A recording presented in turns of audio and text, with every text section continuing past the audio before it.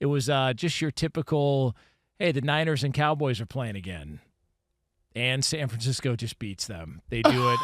Just beats them. It's 4 straight times now, 2 of which in that 4 ended the Cowboys season in the postseason. This just feels like the most obvious conclusion every single time, and for some reason, I take the bait every single time, and I take Dallas. I don't know why. I don't know what else I need to see. I took Dallas in this game too.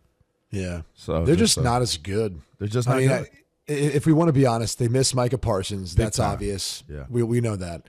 The offensive line play, that I always think when we look at a team that, well, hey, Dak's playing all right, even though last night he didn't. He got pressured a bunch, but in part because of the offensive line. It's not the same group that he had 4 years ago, maybe 4 or 5 years ago. That group was better, obviously run blocking better in pass pro, and it felt like he had a wall in front of him. It doesn't feel like that anymore, even versus some of the better teams like San Francisco. So he's had to overcome and make up for some of that. And look, some might say, well, hey, that's part of the deal when you sign a contract like he signed, is you have to sacrifice what money's going to you now that could have been going to other players and helping out build up that offensive line. And that's not the reality of what he's living in. So that game last night felt like it could turn the course of the season for both those teams, given where their record's at. Now, there's plenty of time left, but LaVar, as you pointed out, Washington's sitting atop the NFC East. Philly looks like another team that could compete for it, maybe win it, if not a wild card spot. And then there's Dallas. I mean, we're kind of writing off New York at this point, but the division alone is going to be a grind for them, let alone trying to find a spot somewhere in the NFC playoff picture. So this is what gets scary, I think, for maybe Mike McCarthy moving forward. Is in previous years you hung your hat on the fact you're a playoff team. Now that's seriously in jeopardy. I think you can honestly say that maybe the amount of pressure, I can't even imagine the amount of pressure that's on Dak Prescott right now. But I think you can maybe start to see how it's playing a part. Like, I know he says he blocks out the noise and things don't bother him and this, that, and the other, and it's the right things to say. But I think you can see a player where the pressure is impacting the way he plays. And for what it's worth, there is no running game to give him any type of relief. He has to win the games on his arm. He has to. And if we're looking at it from the harsh reality of what that represents, CeeDee Lamb gets his touches, but when you look at the rest of the guys from Tolbert to Ferguson to Turpin, they're not producing enough in order for the lack of balance that they have with the running game not being as pronounced as it should be. It's just not a recipe for success. And now you can see he's clearly pushing, he's clearly trying to overcompensate, and it's not working. You take that, you couple that into what you just said, Q, that the defense is just not – this is not the same defense when it has that pressure from Lawrence and Parsons. It's just not. The coverage isn't as good. Kittle had a day. The movement and the misdirection and the way Kyle Shanahan was using Debo yesterday and handling things without having, his number one receiver.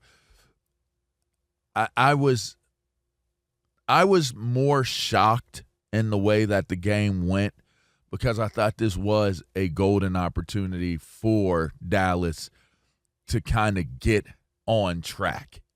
And I just felt as though this was one of those games where you come out of it with a win and you can feel good about moving forward and you can build on that. And there's a lot of momentum you could create coming out of a win against a San Francisco team that doesn't have Ayuk, that doesn't have C-Mac, They have a lot of injuries that they're dealing with. They're a vulnerable team.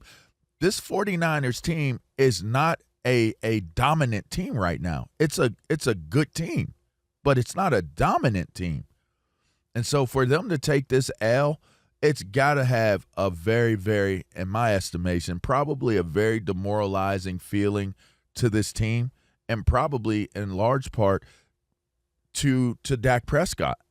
I think he's going to have to deal with whatever it is pressure-wise that he's feeling, being the lead dog in all of this for the Dallas Cowboys. And I don't know that there's an answer, because I don't think that CeeDee Lamb alone is enough to give the balance that's necessary and needed for Dak Prescott to have the type of confidence that he needs to have, the type of success that he possibly really could have. And couple that with not having the type of offensive line that he's had in the past. It's the worst Niners team they've played in at least a couple of years, and it's the same result. Like that's got to be really frustrating for the Cowboys, because, yeah, to your point, like you look at the Niners, you're like, all right, they're wounded. We're going to get them this time. No. No, actually, you're not. That's not what's going to happen. And I know the score was, the final score looked like, oh, well, it's a one-possession game. Like, no, like if Dallas doesn't make that run late and score quick, like this conversation is a whole lot different about how that result would have gone. And I continue to go back to, did Dallas get better in the offseason?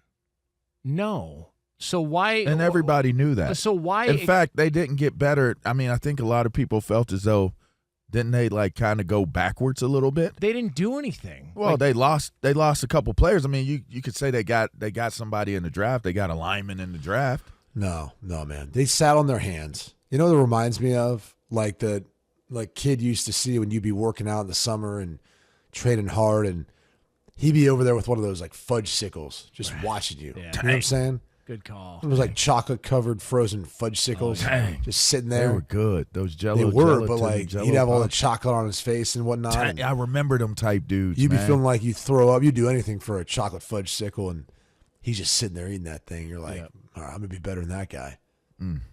It's true. And that's the Cowboys. Yeah. Chocolate. You know who fudge probably sickles. was that guy? Actually, was probably Lee DeLapp. Dang. I don't know what I think about it. Dang. But Lee likes fudge sickles. Felt that coming. Dang. Lee, is any of that not true? None of it's true. Dang. Oh, all right. You don't like fudge sickles? I don't like fudge skulls. Why? They're good, like... You know they're good, Lee. Don't try to get around it. They're good. You just don't want to admit it because Q hit you with it. Just admit it. You like fudge sickles. Do you like fudge skulls? I just said I do. Yeah, at first I do. Okay. I mean, they're good. Like, I can't finish a fudge skull. What? What do you? It's too What did much. Lorena say? It's too much You fudge. can't finish. I heard fudge Lorena sickle? say something about. What did you It's say, not Lorena? a loaf of bread. It's too much. It's a little popsicle. What? I don't have a sweet tooth. I don't like sweets. It's too much fudge for you. Has the alcohol you've consumed throughout your Dang. life singed off all your taste buds for sweet? I've never liked Don't you like sweets. Jack and Cokes though in Long Island's? I like Long Island's. I don't like Jack and Cokes. There's a lot more sugar in a Long Island than a fudge. Why you want? But there's a pull lot up, more alcohol. Why you want I to like pull that. pull up like the LaVar Allen dip? Like, Yeah, why you right. want to do that? Well, no, that's. I'm There's talking a about lot more sugar in there. Like, come on, man. I'm There's talking like about a a Long splash of Island. Coca-Cola. A LaVar Island is different. It's much better for you. Yeah, right. No, I'm a red. Yeah, whatever. I'm sorry. I just don't understand how you don't like like you could love a fudge pop. They were good. What's the orange and the orange one? Yeah, Orange that's a good one too. creamsicle. Yeah, orange I like that. creamsicle. Those Yeah, I are like good that. too. Oh, you're more of a cream guy. Wow. Huh? Oh wow. That is the biggest noteworthy moment of the show all year. Like, so you prefer the creamsicle over the fudgesicle? I never thought I would hear Lee. Anybody say want that. cream? Anyone want cream? All right, no cream. Ew. Like that goes Cream? against everything I thought I knew about you, Lee. Ew. Got you good. Oh, almost said it. Oh, I heard that. Yep. Ew. I didn't say it. No, I heard it though. Dang. Yeah, that's a Super Troopers reference. It's Officer Rod Farva. Got you good, Farva. Dang. Hey,